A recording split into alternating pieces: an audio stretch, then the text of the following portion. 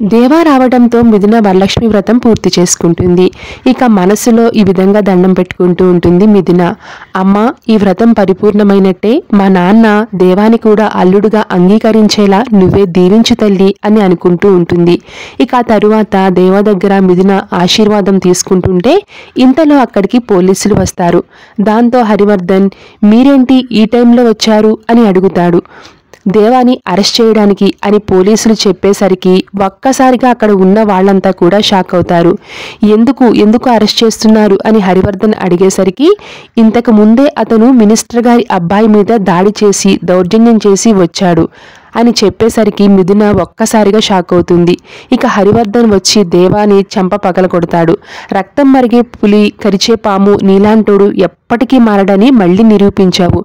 నువ్వు ఇంకొక క్షణం కూడా నా ఇంట్లో ఉండడానికి వీల్లేదు అని దేవాని మెడపట్టుకుని బయటికి గెంటేస్తాడు. Thank you so much for watching.